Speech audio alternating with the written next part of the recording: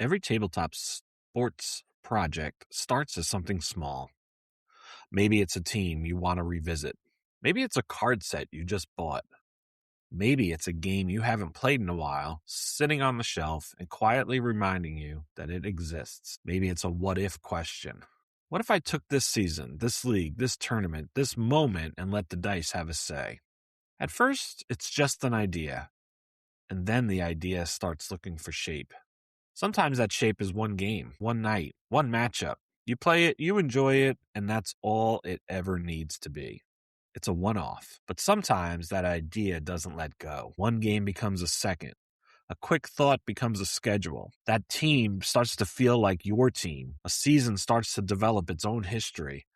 You stop thinking about it as something you're trying out, and it becomes something you're living with. That's when a project becomes something else. It becomes an obsession. Somewhere between those 2 points, between the one-off and the obsession, is where most of our tabletop sports projects find their proper size. So today, we're going to talk about that. Not just about how projects start, but how they land. How an idea becomes the right-sized project, and why maybe the secret isn't making every idea bigger. This is the Tabletop Sportcast.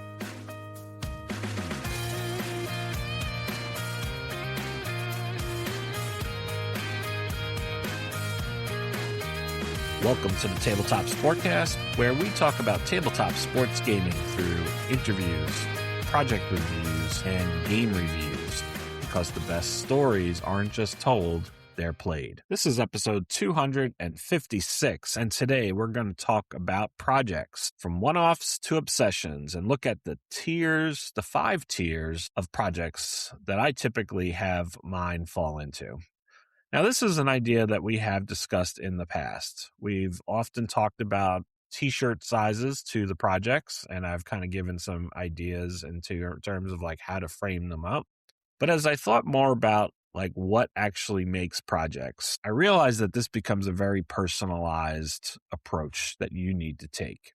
So what we're going to do is really take my personalized approach. I'm going to lead you through where I tend to be, and I've done some analysis of the different projects that I have done and kind of come up with a better framework for my 1, t-shirt sizes, and 2, like what has actually created those different tiers, with each t-shirt size being a tier, into what they really are. And you're going to start to see that for me, it typically does land a certain way. There's certain types of projects that fall into these different tiers, and that's how it has helped me kind of make everything work the way that it does. But again, it's a very personalized approach. So what you're going to want to be able to do from the end of this episode is kind of take this away and start thinking about, from your own standpoint, how do you frame up your projects, and where does the inspiration for your different tiers come from as you start to build your projects? We're also going to take a little look around the table and talk about some of the things that are happening around the hobby. So we'll get into that, I think, right about now. As I take a look around the hobby, there have been, first, let's start with the elephant in the room to a degree. We didn't have an episode last week. Basically, schedules got in the way. And that's how it's going to be sometimes. It just, things get busy, and getting some recording done is going to be a little bit more difficult. I think that the same is true if you've been looking for the Play Nation. It's just been a question of scheduling for the 3 of us. It's been a little bit more difficult getting some time on the schedule. And so if you've been looking for the Play Nation, same issue happening there, where we're just having a hard time kind of connecting on schedules and trying to figure out a way to make that click a little bit better as well. Going around the hobby, there's a few things out there that I think we wanted to call out. We're going to start with Play, and they've got some new things out that we hadn't had a chance to touch on. So first, the latest basketball season, pro basketball season, is out, 2025-26. We got a little bit of a showcase of that on the PlaySpace Live recently. They did a quick play of Game 2 of the NBA Finals, which is featuring the Knicks and the Spurs. So you can get the card set for the highlight maker hoops, both versions, obviously. They also released the 2026 World Soccer projection card set. And this is there's a couple of versions that they've released. One is the full team card sets. So you get the player cards for all of the teams that are in the World Cup. You've also got they released a free version with just team cards so that you could do a quick play version of the World Cup games. So those are both out there. We also got the update on what has happened to Baseball America. They basically needed to change the name of the league based on some copyright infringement. So we now have Baseball Alternative. So that's all been updated. Good news, same logo, and I think that's what they were really driving for, was to keep that BA logo. So they've still got the same logo. They just changed the name of the league to Baseball Alternative. And we'll see some more updates coming on that in the coming years. And then lastly, Play at the Races, the horse racing game, is out. I think we may have touched on that on a previous episode, but wanted to make sure we called that out as well. So if you haven't had a chance to pick that up, that is out there and available for you as well. For the next one we're going to touch on is Powder Blue Sports. So not really a new game necessarily, although the baseball game is out. The 4-score baseball. They have also announced a mini con for 2026. So Powder Blue Sports is going to host a mini convention October 16th and 17th in Dayton, Ohio. Pretty low cost event, and I think it's something that if you get a chance, this would be a pretty cool one to get to if you're in the area. They have also worked out that they'll probably tour the Museum of the U.S. Air Force. So they've got a nice museum near there in Dayton, and you can go check that out as well. So that'll be a pretty cool event to have that you can go to there. Other than that, 49 Sports Games has a few new things. Right now, what they've got on their main page for June, 49 Football is on sale. It should start shipping next week. They have posted a couple of new YouTube shows, including showcasing 49 soccer highlights. So that's a newer game that you can get there as well. I'm looking to see. I don't think they're offering the soccer game for sale just yet, but you do have the option of picking up the NFL games, the hockey seasons. Don't know if they've released any other new seasons. So I think the main focus for the month of June is getting 49 football out the door. And then lastly, we've got matchup football, matchup basketball. We've got a couple of new sets there. So we just posted for matchup basketball was the 1967 NBA set. This is a classic season. You've got Wilt Chamberlain in one of his great seasons. You still have a really strong Celtics team at this point. So there's some really cool teams to check out there in 1967. And then on the football side, matchup college football, we got the third volume for the 2025 season released as well. So those are all available to you. So go check out all of those different games. As far as my table, what I've been up to recently has really been just focusing on some of the projects that I've got in flight. I did kick off a new project with my 2014 NWSL. This was the Professional Women's Soccer League. So I am replaying I'm doing a tournament with the 2014 season. I've been taking part in the 2026 Play Tour. So I've gotten both rounds, all 4 rounds, 2 rounds for each event for the first 2 weeks of the Play Tour. That's something you can always just jump into. Face to the mat, I've gotten through show 10 of my XSE kind of origins. I'm calling it the XSE origins because it's really it's meant to be the first 13 shows ever of the XSE. And then my other big project has been the 1973 Hall of Fame starting pitchers project. The pitcher on the mound right now is Bob Gibson. The Cardinals won his second start. He had lost his first start. They won his second start, although he did not get the win. He left with the lead, and the closer couldn't hold it. So we but they ended up winning in extra innings. So he gets to fight for another day. And actually, his next start will be against the exact same team, the Pirates, and against the same pitcher, Steve Blass. So that should be interesting. All right, that's kind of like our tour around the table. Let's come back and talk about today's main topic.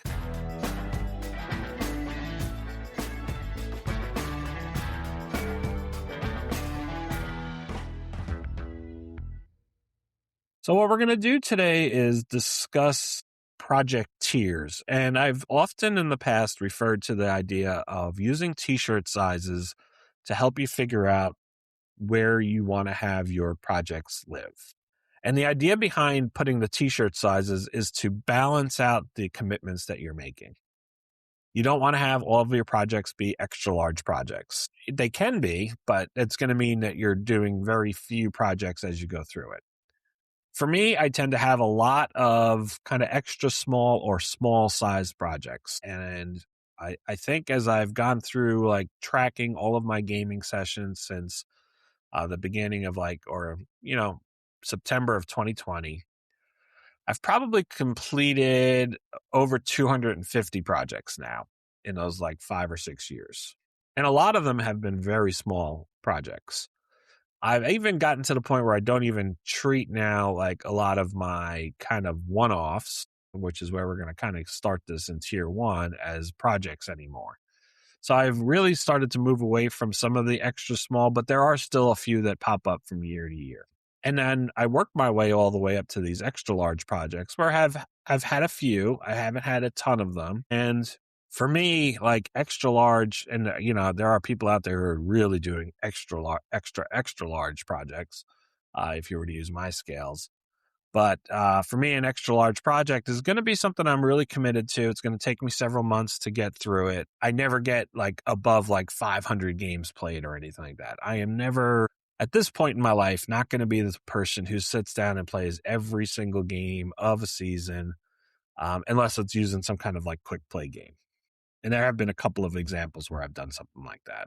So we're going to walk through each of these different tiers, but instead of talking about them just strictly as t-shirt sizes, what I'm going to do is describe them a little bit more and help you understand a little bit for me what defines each of those different tiers. So we'll talk about that as we go through this a little bit more. I originally was thinking that this would be an episode based on like 5 great ideas for project starters. And, that could still be a project at some point or an episode at some point.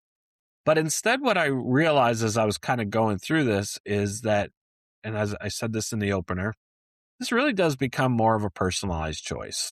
What works for me in my different tiers may not exactly be what works for you.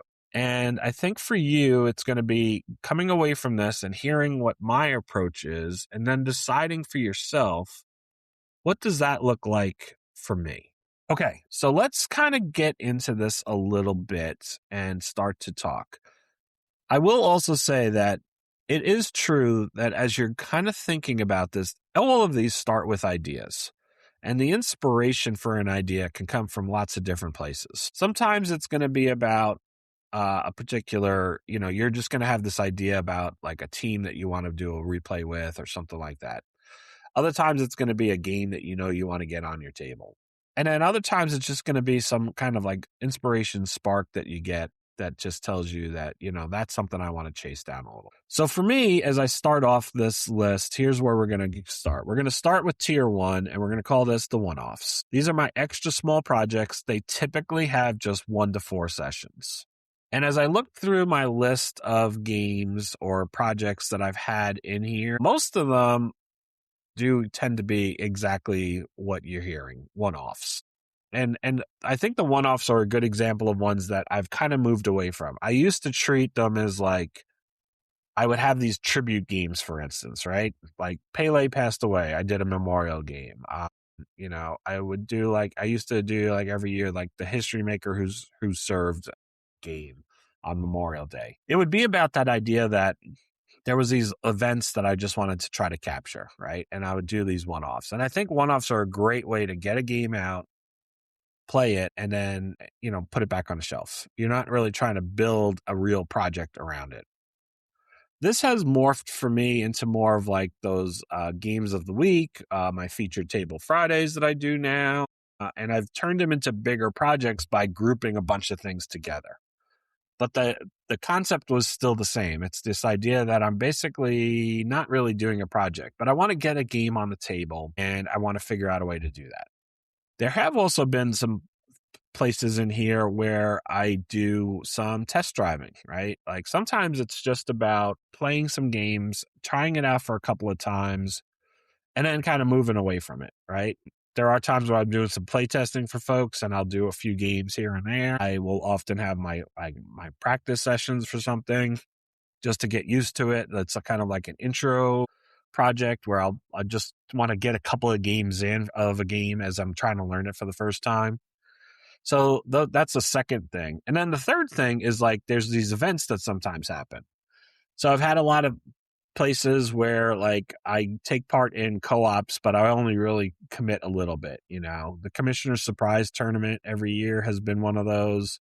Sometimes I just want to replay like the Final Four and I'll play a couple of games there. Or I'm attending an event, you know, like most of the time if I go to something like Play.con or Digital to Dice Con, you know, or IndieCon, like I'm capturing all the games that I play there into what I call a project. And it's really focused around the event, you know, so it just helps me frame up some of those one-offs and bring them together into something smaller.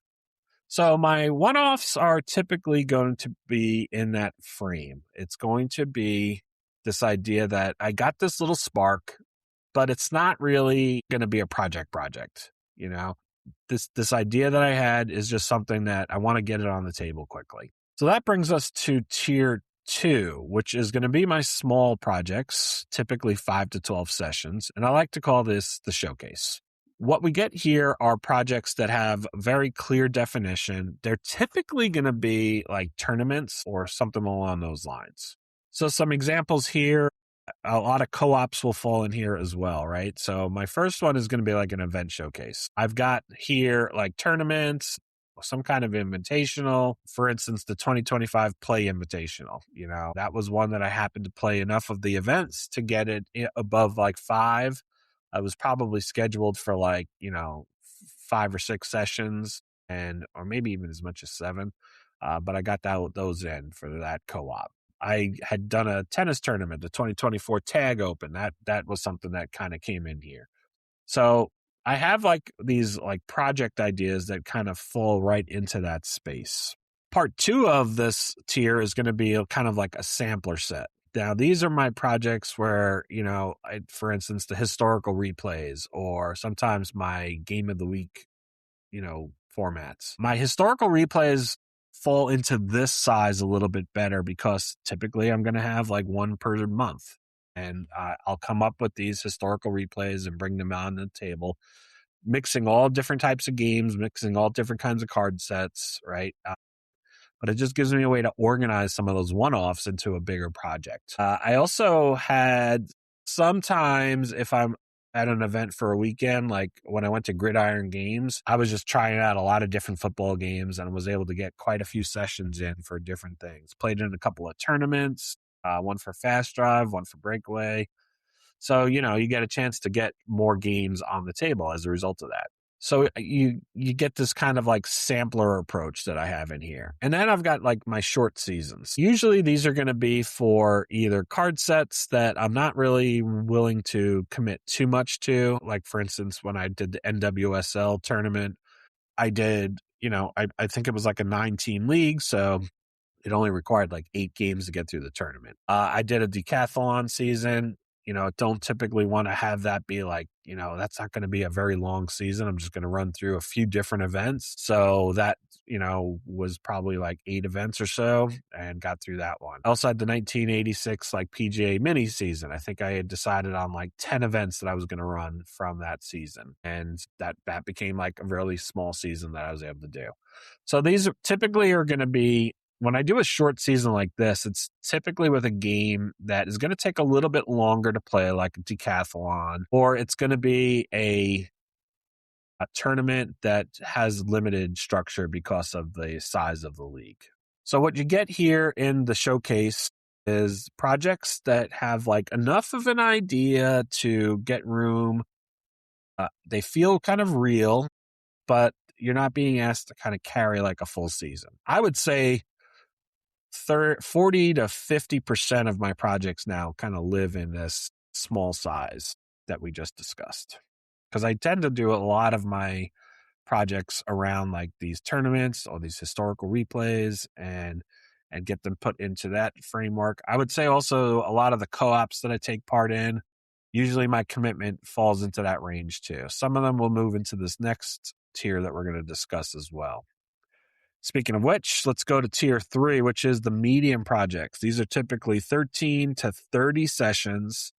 So now we're starting to get like projects. Oh, and this is called the campaign. So this is where the project has more length. I can actually get some good arcs going. And some of the examples that I have here is like I did like a 2021 Fury Football Cup. My Grid Zone League seasons typically fall into this frame. Play.con usually happens in here because of the length of it. You know, when I was going to Play.con, I would usually be there for 4 or 5 days. So more time to get more games in. I've done some like season replays where I've taken part in, you know, I've played like limited games from it. And I've also done things like some of my fictional fighter campaigns have fallen into this realm too. And then you have a lot of co-ops that will also come into this space too, if I am a little bit more committed to that co-op.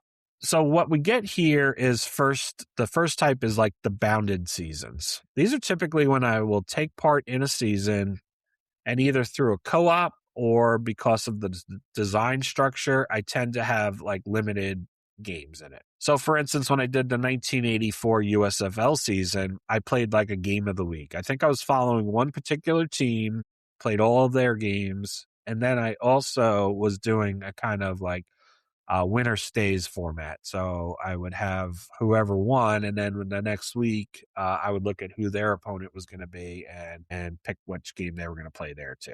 The second type of project we get in here is tournaments that have a little bit more weight to them. So now, like my recently completed 1986 MLB tournament, Major League Baseball has a lot more teams than some of these smaller leagues that I typically do when I'm in my showcase projects. So if I've got, 25 to 32 teams, like you're going to see a bigger project now, just even when I do a single elimination tournament. So they're going to fall into this space. I also had things like last year when I did my 1940s championship fights, I picked enough fights that came into this idea of it being a medium-sized project. And then the last type is we get this career or character arc. Typically with these, I'm going to follow like a specific athlete. And I mentioned before, like my fictional fighter campaigns, like when I did Chris the Cannon Carter or the Uppercut Mauler Collins. Those are guys that I was able to get enough fights in. Like I was invested enough into them that we were able to get enough fights to get into this medium-sized project. And my current, XSC Origins is going to be moving into this type of a project as well pretty soon. By the time I'm done, I will get here. Most of my quarterly projects will also fall into this realm of that kind of medium-sized project. And so I'm really designing the projects to fill a certain amount of time, right? And now you're starting to also see like fewer and fewer games getting to this level. At this point, it's got to be a game that I'm willing to put on the table more often than not. So when we get these campaign projects, they've got to be big enough to have some storylines develop, but they're still bounded, right? I can still make sure that I can always see the finish line, even from the starting line. I don't want this to be something that feels like it's going to be a lot of work to get through. I save those for the bigger projects like tier 4. This is called the feature. These are my large projects. These fall in that 31 to 75 sessions space. And what I'm looking for in these large projects is really like a major table attraction, right? I wouldn't say that these are the ones that kind of define me as a gamer, but they are going to be the ones that become like my headline project for a good stretch of time. Now, I've got a few different games in here that have made it to this level, but we're going to talk really about like the different types of feature projects that I've had. So first is going to be the replay feature. These are going to be like where I've got like real replays going on, maybe a mini replay, but they're large enough that they become like that major focus on my table. Some examples. I did the 1973 NFL season replay. I think when I did that, I was looking at several signature games. I didn't play every single game, but I was playing like several signature games each week. When I did the 2019-2020 Liverpool replay, the soccer season, EPL, I could play an entire team's replay in about that range. I think they have about like 38 matches that they're going to play throughout their season. I did the 1956 Brooklyn Dodgers mini play. So that was in a case where I didn't want to play the entire season, but I wanted to play enough games against several key opponents, and I was able to get it sized appropriately, right? So I didn't want to have it be like 154 games I was going to play. I figured a way to resize the project down a little. So that's the first kind, is where you're doing specific replays. The second types that typically fall in here is this idea of like a chase feature, right? Projects that get powered by that specific question, maybe some kind of like record that I want to go after. And we got some examples here of like when I did the Tom Seaver's 1985 Mets What If, right? Wanted to put Seaver back on the Mets and see how he would have done as one of their 5 starters. And so he got his same number of starts that he got when he was with the White Sox, but this time he took his turn in rotation with the Mets instead. I also had in here my Wayne Gretzky 50 goals in 39 games project. My 2018, where I did the 2 Cy Young winners, DeGrom and Snell, and posted them against each other. And it was just 2 teams that I was going with here. And then I also did something similar to the Brooklyn Dodgers one. I did my 1969 Mets kind of September push, where I played every single one of their games through the month of September and into early October. So with these projects, you're typically asking like one central question, like, can they do it? Like even with the 69 Mets September push, like, can they pull it out? Can they, figure out how to make sure that they come out as the division champs? And then the third type of project we get in this large project format for the feature is going to be the big format feature, right? Now we're talking about tournaments that have really large scope. Maybe some of my fictional seasons will end up in here, or I'll get those kind of like recurring formats that generate like a lot of play. So some examples are when I did the Hoops Madness. I did like a tournament featuring each of the 4 original seasons. I think I ended up having like 68 teams or something like that in it. So it was a huge project to whittle it down to like an overall champion. I also did the all-time great duels. This is where I was playing just like match play, not really match play. It was still stroke play, but I just would have 2 golfers from the all-time greats go up against each other at different courses. And the winner would advance, right? And it would always be, it was kind of like a King of the Mountain, but it was always, I called it duels because it was always just, golfer versus golfer. My AGL season 4 came in here. So my first 3 seasons of the AGL were medium-sized projects. Last year, and it will be the same for this year, when I expanded the league, I pushed this up to like a large size project. And then I also had my Castaway Boxing Association. This is where I would run championship fights in all the different divisions and just keep setting up like who the next opponent was going to be for whoever the champion was going to be. At this point, we're getting down to like just a few games that are making the cut. I'm not going to have like every game that I'm going to do a large project for. I'm down to probably, 10 games that I will be willing to schedule for like a large size project when I get to this idea of the feature. Because a feature project isn't just something that I throw on the table to play, right? It's really going to be one of the main attractions of my gaming table. And it leads us into the final tier here, which is going to be the obsession. These are my extra large projects, 76 or more sessions. And this is it. This is like the top tier. These are the projects that go beyond me, like just saying, I'm going to go play this. But this is actually like the signatures, right? Like these are the ones that are going to be what define me as a gamer. What comes into here? Well, obviously we have like full replay obsession, right? And I typically, when I do for full replay, I am going to normally go for either single team replay, where I'm playing more of like a full play kind of thing, or I've got a quicker play thing that I can do like the whole season for. So the first part is really when I pick a team that I really want to follow, right? So 1977 Yankees, 2019 Mets, 2024 Mets, like you're going to get teams that were like some of my favorites, and I'm just willing to be day in, day out with those teams. But I also have in here like when I did my 1990 NFL season replay, and I did that with Fast Drive Football. And in that case, I played every single game of the season, but just used a, kind of like quick play format, right? So Fast Drive Football just allows me to get more games in shorter time. Plus, an NFL season a little smaller than like a Major League Baseball season. So I was able to do that in this size format. We also get like the favorite team obsession. We talked a little bit about this with like the Mets. And really, I would say like Mets, Rangers, probably less so the Giants because they're more of a football team and they're not going to have as many games here. But I'm going to have those teams that I'm just like willing to go the distance here and have like a nice size project that can reach this level. And it's typically going to be baseball, but hockey has a chance, basketball has a chance to also get in here, right? These are going to be like a personal investment for me that I'm going to go after my favorite team and just try to replay their season. So at this point, we really only have like two types that really fall into this space. Am I going to be able to get like this full replay session, obsession in, or is it going to be my favorite team? That's really what's going to come down to this bucket. And yeah, I've only really got probably 3 or 4 games that I think I'd be willing to play at this level and have on my table for this many sessions. And most of them are going to be History Maker Baseball, but there are a couple of games like Fast Drive Football. I could see Hockey Blast getting into this space too. So I'm down to just a few games that would actually get to this level.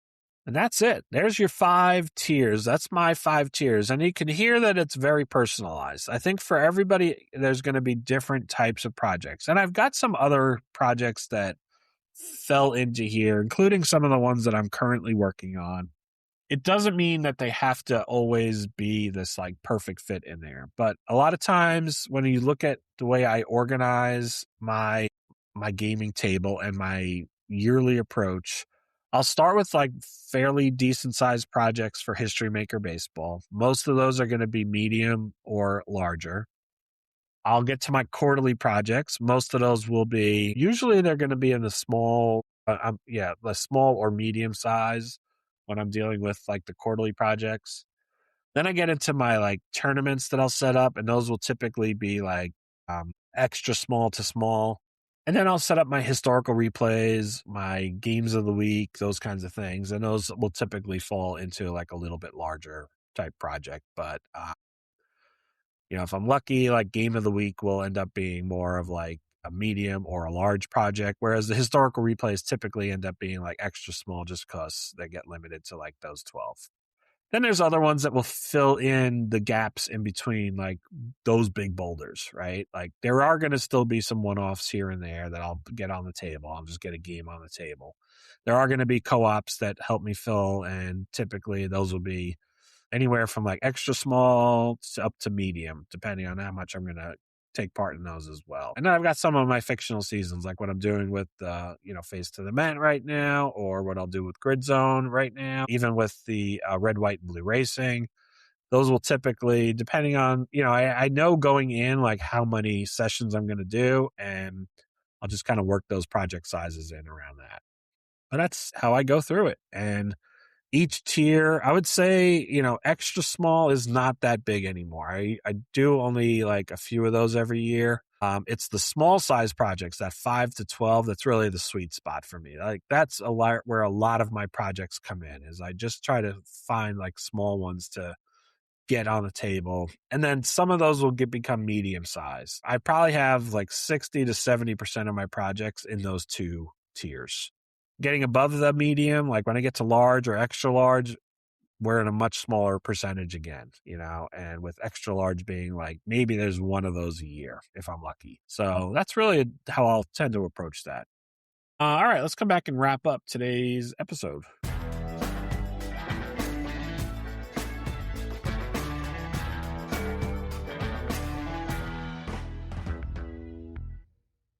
So originally when I was thinking about this, as I talked about, I was trying to come up with the 5 project starters that you would have. And I do think that all of these are born from some type of inspiration. You're going to get a spark of an idea, and then it's up to you to start to decide, like, what is it that I'm going to do with this idea? Where does this thing fall? How big do I want it to be? What game am I going to use? Do I want to play that game a lot? Like, all of those are going to help you start to think about and frame up what your project looks like. And originally I was thinking like the projects kind of climb through these tiers, and they really don't. Like, I think for me, I most often know exactly how large a project is before I get started on it. I've framed it up in such a way that I know exactly where it's going to fall before I get started. And that really helps me with the planning side of it, that I know going in how many like extra small projects I'm going to have, small, medium, large, all the way through. I can do my retrospectives afterwards and I can figure out, like, did I really get the project size right? Because then it becomes more of like a question I have to hit afterwards. And when I fail on a project, if I decide to abandon a project, it's usually that I've scoped it for too large and have realized at some point, like, I just don't have the desire to take it all the way through. That happens less with smaller projects. It's usually easier to see those through. But if I scope something for like an extra large and then realize somewhere into it, like, I'm just not going to enjoy this as much, like, I'll get out of it when I have an opportunity. And I think that that's an important thing, is to make sure you give yourself that out. You don't have to see every single project all the way through to the end. It's not really what this is supposed to be about. If it starts to feel like work, you have to get away from it. All right, so we're going to have interviews the next 2 weeks. This week, I'll be sitting down with Ian Brook to talk about On Deck Baseball, and we're going to break down that game and talk all about like his approach to building the game and what is offered for it. So until then, thanks for listening.